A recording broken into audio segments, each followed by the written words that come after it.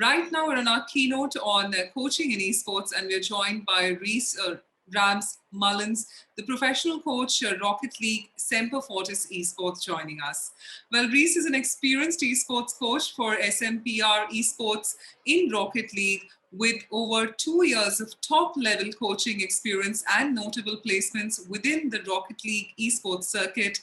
Most recently, a third-place finish at the European Championships.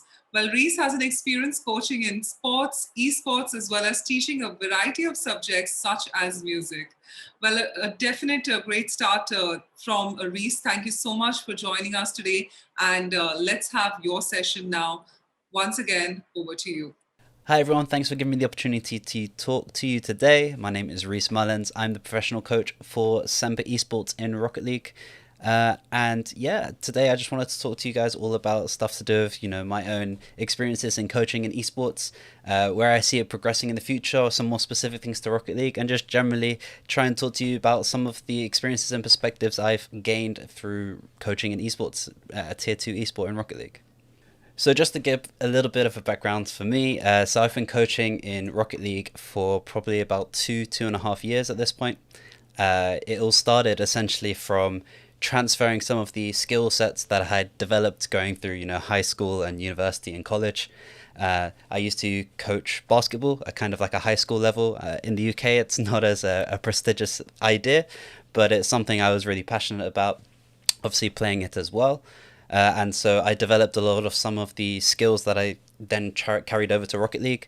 And then I also, once I started university studying music, I then went on to do private music tuition, which also helped me develop another set of skills, which also was transferable. And from there, I discovered Rocket League, was introduced to the esports scene, and realized very quickly that my love, which was previously for physical sports, generic sports like basketball and football, or soccer to any Americans out there, it quickly switched over, and I understood like the potential of what esports was. And at the time I discovered it in, I think, around 2017, when the first Rocket League event I went to, it was still quite in its infant stages, at least in Rocket League terms, and I was fairly unfamiliar with some of the other esports at the time. And once I discovered it and seen the potential of these high-level players playing at the top of the echelon of the world, the top 0.01% of players competing for a prize pool, and then seeing the production, the storylines that develop, it very much it attracted me, knowing the comparisons that I would see. Being a sports video game with Rocket League, it's essentially football with cars that can fly in the air, which sounds a bit crazy sometimes, but it's incredible to watch. And when you see the mechanical skill ceiling that's available, it's extremely entertaining once you get down to it.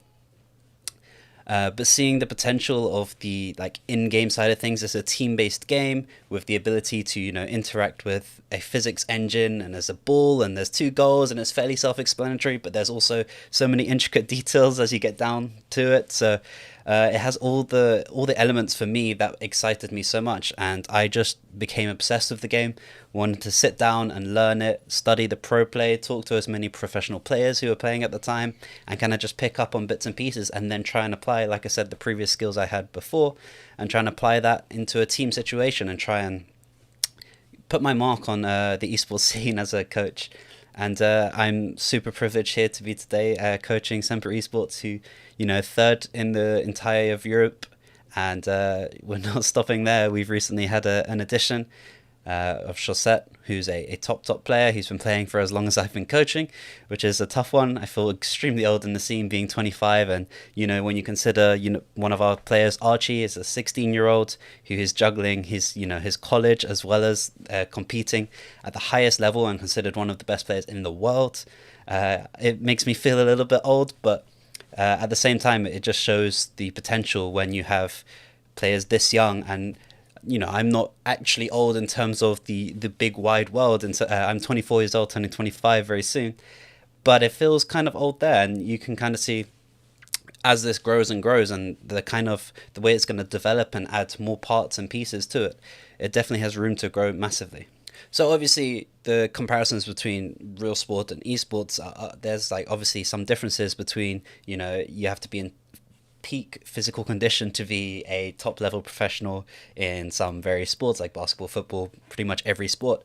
And while there's not a direct comparison, you don't have to be, 0.01% of physical athletes to be a competitive, esports pro. There are definitely like some crossovers, especially to mentality, focus, consistency, and what we found I found through my coaching as well is that they do kind of go hand in hand, and you'll hear that across many different medium. Being fit physically helps you be fit mentally, and that can really cross over. So when it comes to preparation for my team, a lot of what I do is encouraging them to make sure that they're keeping the rest of their life in check. So like I mentioned, Archie, who is our youngest player, 16 years old, is juggling college, full-time college, alongside being a professional player. And so, in some perspectives, it would be, okay, you pick one or the other. But in esports, because it's so applicable to be able to do both, because majority of it is online and in your free time, there's no set schedules. If you're a pro basketballer, whilst trying to juggle school, you'll be traveling to a bunch of games all the time, so maybe you won't be able to put in the time. But with esports, it's, hey, I got home from school, let me do some homework now, I'll have some dinner, and then I've got the evening to practice, we'll have some organized play. And so what you have is this potential of these young players who are picking up gaming as a hobby already, being able to then see, oh, I'm pretty good at this game, what's the next step for me? Oh, I'm better than all my friends. What about people from my school maybe I'm not friends with? Am I better than them? Oh, I'm better than them now. Oh, what about in London generally? Oh, I'm competing and I'm the best in London. Okay, well, what's my next step? And what you see is this massive growth, and the potential that kind of comes to fruition for these players, that I can compete at the top echelon of players. And because of the balance between everything, you're able to maintain very like healthy schedules with all the things that matter, whilst also being able to compete at the very top. And I find that super interesting in terms of esports, and it's something that even myself, I'm in my final year of a university studying music, whilst managing and coaching a top professional team. And the balance in workload is incredible. Of course, there comes with stresses and that sort of thing, but one thing I've really noticed is it's super ideal. If I've got lessons from 9 till 1 p.m. and then I have to do preparation for a tournament, because I don't have a set schedule of like, oh, I need to do this at 10 a.m. I can come home, have some lunch, work out, we might have some organized practice, and if I need to, I can kind of work into more of the later night if I need to just do some extra work. And because it's so flexible like that, it means that you don't have to drop other aspects of your life so much. And that's sometimes that's a consideration, sometimes that's a concern for parents or like teachers, that sort of thing. But that's the amazing thing about esports right now. So in terms of what it's like to be a Rocket League coach, more specifically kind of like my day-to-day, what my impact is on the team, what the plan is to do, everything we're doing. So generally speaking, I'm a coach and manager, so I have to manage some of the admin side of things and organizing practice. So what we have is, instead of, for like a basketball or a football, you'd have like training sessions where, it'd just be the team in a gym and we might run some drills and that sort of thing. That's not super applicable to esports. But what you can do is have organized practice against the other top teams. Kind of, you'd have like an hour slot and you would play matches until, that hour slot is finished. And while the result doesn't matter, there's nothing technically playing on the line, you're able to stay sharp and stay fresh, and you get some very needed practice against those teams. So organizing that on a week-to-week basis to try and make sure we're getting the right amount of practicing against teams you want to do, and then trying to implement tactics onto those teams. And then in terms of the coaching side of things, it's actually quite comparable to some modern day sports. Like I said, the only thing that isn't really directly related is like training drills like in your own time.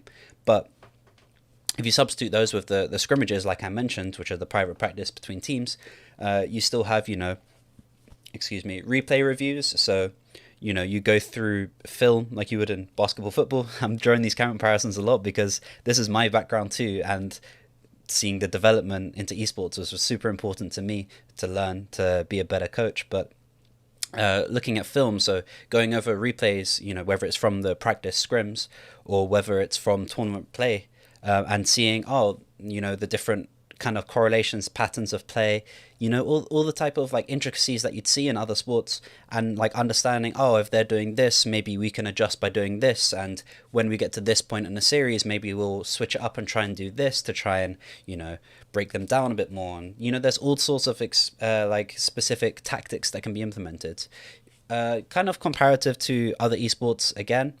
You'll have your Counter-Strikes, your Valorants, your FIFAs, where you can actually pre-plan specific like tactics. We're going to execute this plan. But in Rocket League, because it's a fast-flowing game that's kind of adaptive, you're improvising on the ball, it's kind of a free-flowing game, you have only one opportunity to have a dead ball play, which is from the kickoff. So essentially you have a kickoff, a ball's in the center, and then you have essentially two cars challenging it. But one thing that like developed as time went on with coaching is, so now we have a couple of options with this. We can purposely lose the ball so that it comes to our side and we kind of take possession, or we can try and win the challenge so that it goes onto their side, so maybe we can have a more aggressive approach, and that sort of thing comes into it.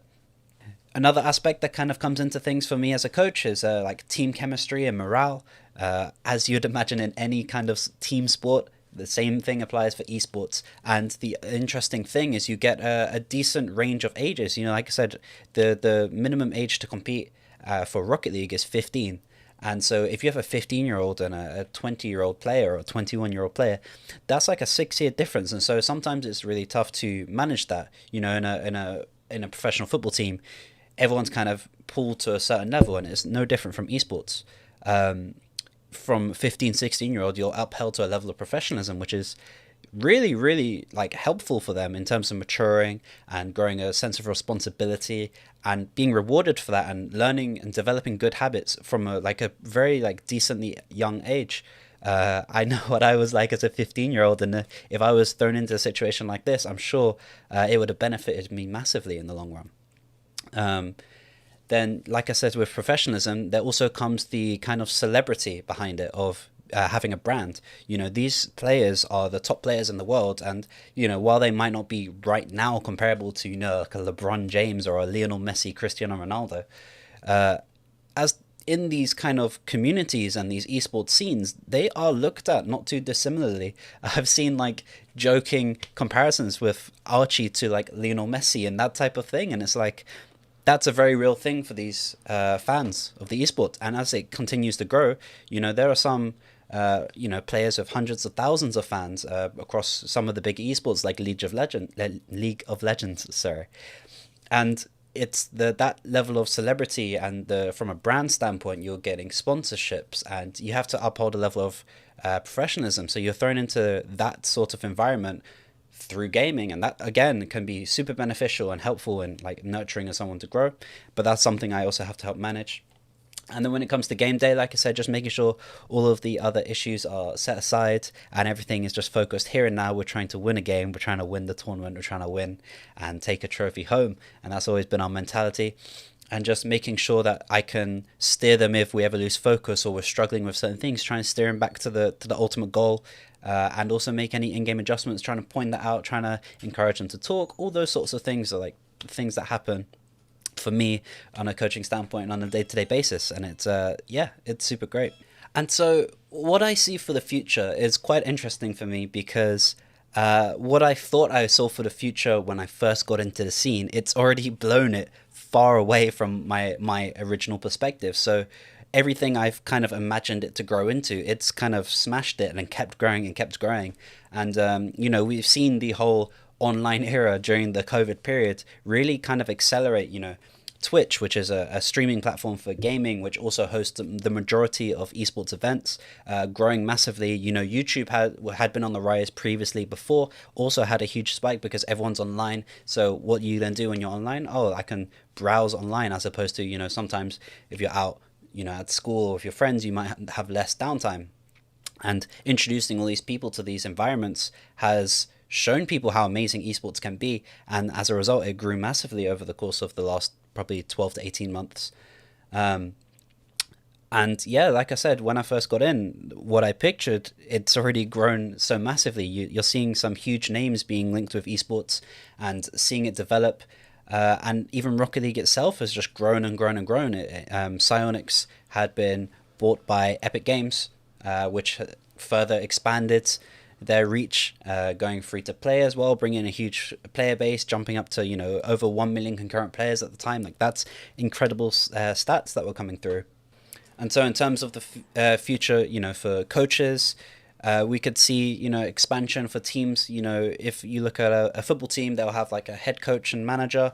Then they'll have like a couple of assistant coaches. They'll have some sports scientists. They'll have some specific, goalkeeping coaches, defending coaches, etc., etc. So maybe as esports grows and grows and grows, we'll have these expanded kind of teams that work with the players, because the players are the core part of the roster. And if there are ways to maximize their output and efficiency and make them the best they possibly can by adding this person who's very specifically good at this thing, then it makes complete sense to do it, especially as the esport continues to grow. So what we might see is in the future, a lot of new roles opening up in esports in terms of support and management.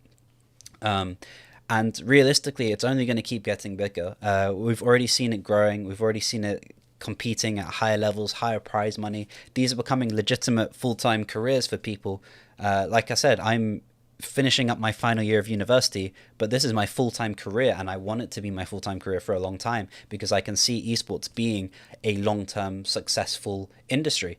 And it's super, super interesting and exciting to me. I'm sure you can tell because I feel a little bit rambly right now, but it's incredible to talk about.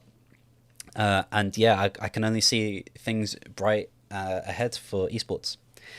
So that's pretty much all I have got from me. Thank you so much for giving me this opportunity. And yeah, thank you. Thank you so much, Reece, for that incredible keynote on coaching in esports.